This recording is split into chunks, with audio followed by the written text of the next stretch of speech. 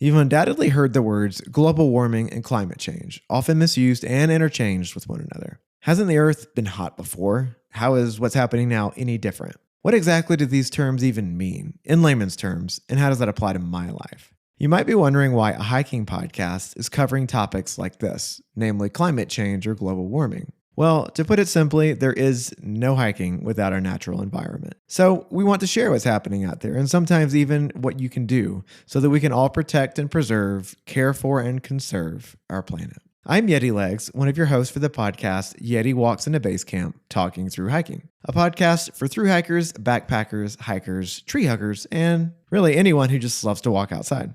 In today's Environmental Corner episode, I break down terms like global warming, climate change, and weather so that most anyone can wrap their heads around what they actually mean. This will be a two-part episode. On the next Environmental Corner, I'll touch a bit more on our warming planet, who says it's warming, how this can affect our environments, and even our hikes. There's a lot of bad happening in regard to the fight against climate change, so I'll cover that too, but I'll top it off with a bit of good happening and what you yourself can do. I wrap with what's happening this winter season, including the lowest snowpack in Colorado ever and the largest fire in Nebraskan recorded history. Thanks for tuning in, and we hope you enjoy this episode while learning something along the way.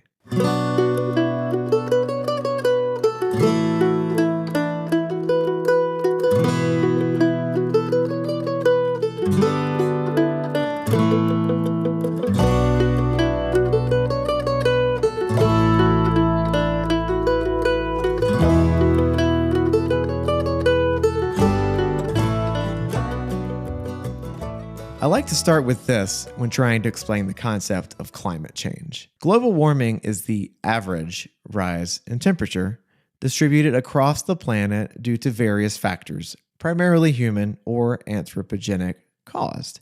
When I say anthropogenic, I just mean human-related.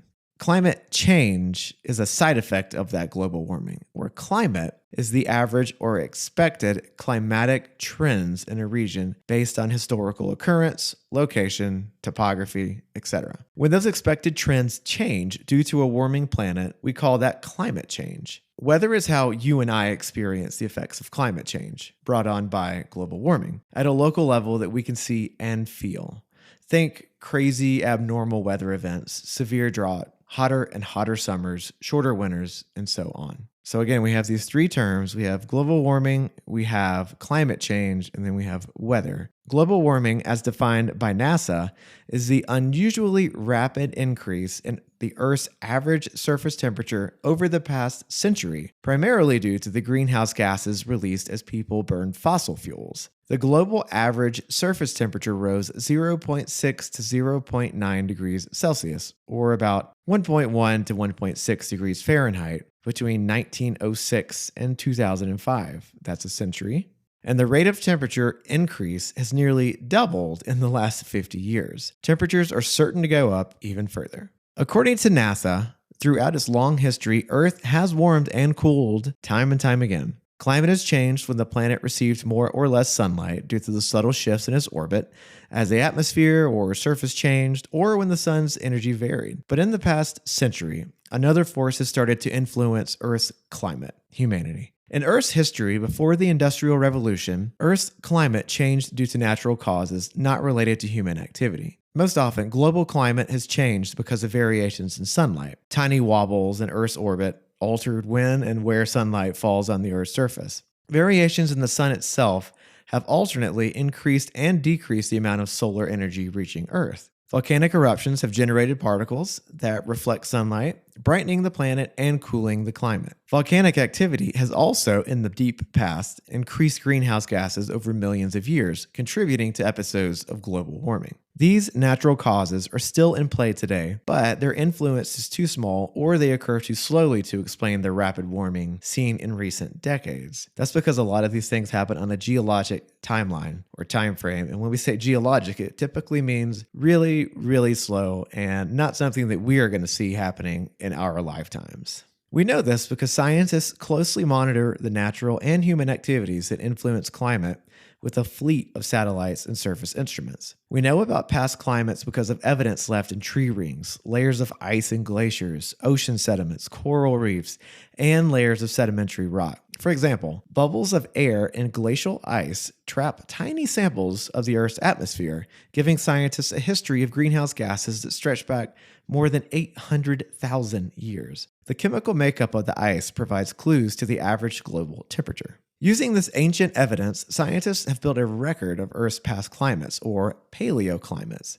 The paleoclimates record, combined with global models, shows past ice ages as well as periods even warmer than today. But the paleoclimate record also reveals that the current climatic warming is occurring much more rapidly than past warming events. So that's something that we should definitely be concerned about. As the Earth moved out of ice ages over the past million years, the global temperature rose a total of 4 to 7 degrees Celsius over about 5,000 years. In the past century alone, however, the temperature has climbed 0.7 degrees Celsius, roughly 10 times faster than the average rate of ice age recovery warming, according to NASA. So we go through these periods, like the cold periods are referred to as glacial periods, and the warmer periods are referred to as interglacial periods. That's something to keep in mind. If you ever do your own research, you'll see those terms used like that.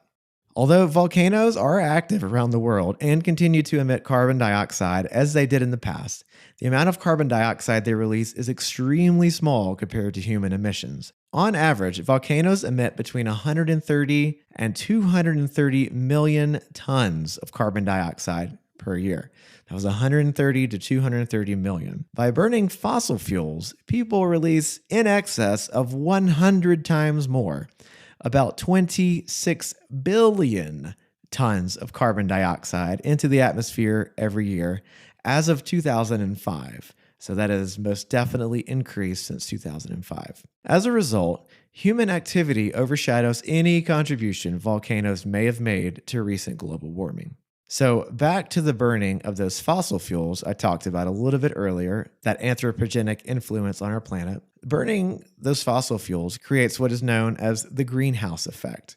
Now, the greenhouse effect is not exclusive to the burning of our fossil fuels.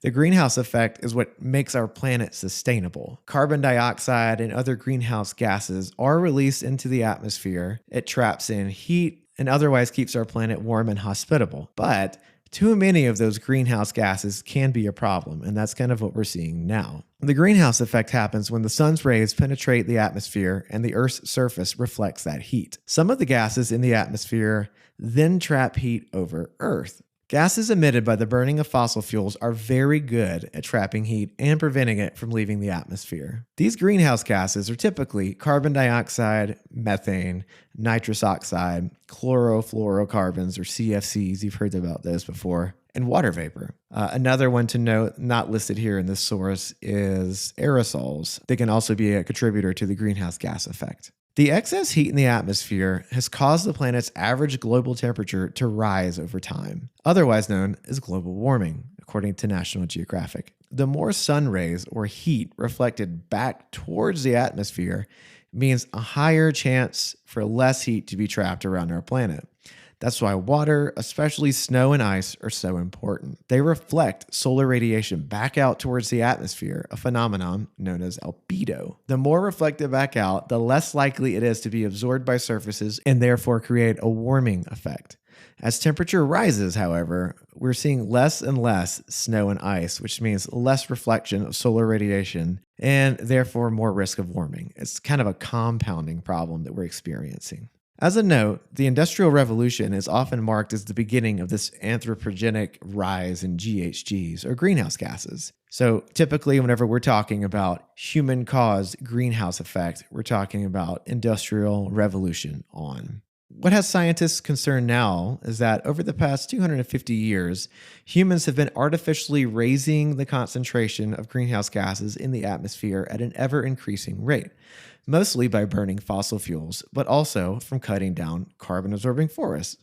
Since the Industrial Revolution began in about 1750, again, we're considering the Industrial Revolution as the beginning of this human-caused greenhouse effect, carbon dioxide levels have increased nearly 38% as of 2009, and methane levels have increased 148%. And remember, both of those are greenhouse gases.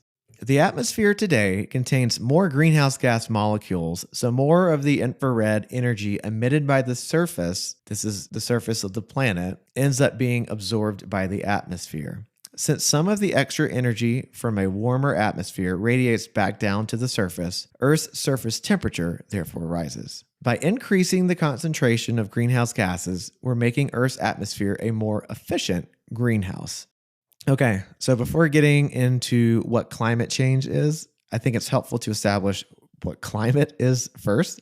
It might be a common sense term, but some people, it's helpful to hear it defined. So climate is the long-term pattern of weather in a particular area. Weather can change from hour to hour, day to day, month to month, or even year to year.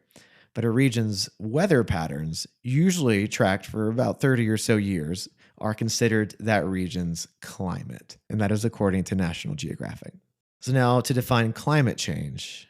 I know this stuff is a little heady, so just hang on, we're almost done. So we have global warming. We have that global distribution of warmth across the planet, and that gives rise to changes in regional climate, otherwise known as climate change. So we've progressed from global warming, and now we're on climate change, the next step down. So now I'm going to define what climate change is. Climate change is a long-term change in the average weather patterns that have come to define Earth's local, regional, and global climates. These changes have a broad range of observed effects that are synonymous with the term. So climate change is when you see long-term deviations from the climate that is expected in a region. So like here in Colorado, we expect our winters to be very cold with a pretty decent amount of snowpack.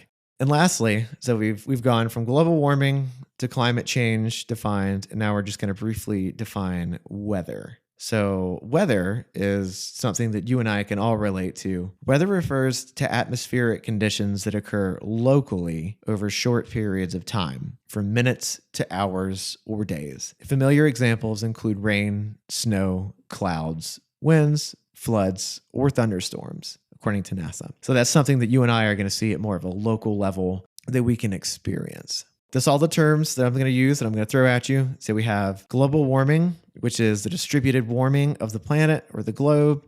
We have climate change, which is deviations in expected climate for certain regions on the planet. And then we have weather, which is what is actually experienced at kind of a local acute level. So to recap everything, global warming is an event brought on by an increasing amount of greenhouse gases, or GHGs, in our atmosphere. The more of those GHGs, the more heat that is retained close to our planet, increasing that greenhouse effect, therefore warming up the planet a bit. As the planet warms, that creates regional changes in climate or a deviation from the expected type of climate in an area, also known as climate change. In turn, and at a micro/personal level, you and I experience those changes in climate or climate change as weather. You might say things like, it's hotter than it's been in a while, or the winds have never been this bad this time of year, or in all my years, I've never seen so little snow. Climate change also gives rise to unexpected weather events such as flooding, drought,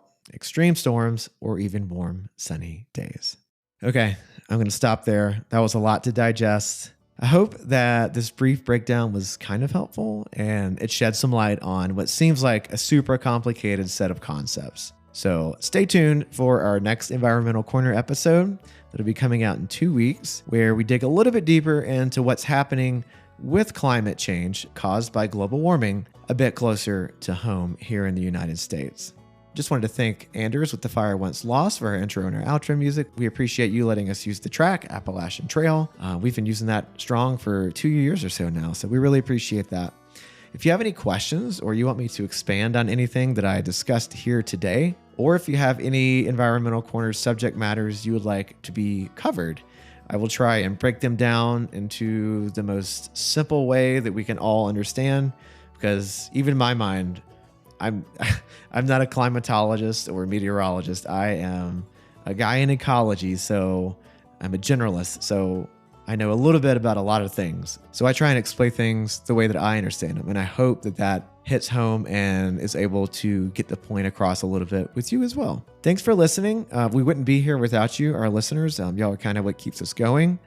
And thank you so much to everyone who has supported our podcast thus far and who's chiming in to listen to these Environmental Corner episodes. These are subject matters that we as hikers, as thru hikers, as backpackers, as tree huggers, we feel are very important for others to know and understand, even at a rudimentary level, so that we can be more aware, because knowledge is power. And if you feel empowered, then you have the tools in your closet to make some positive change. So thanks again for listening. And if you're listening out there on a trail, it doesn't matter which one you're hiking, because at the end of the day, we're all just outside walking.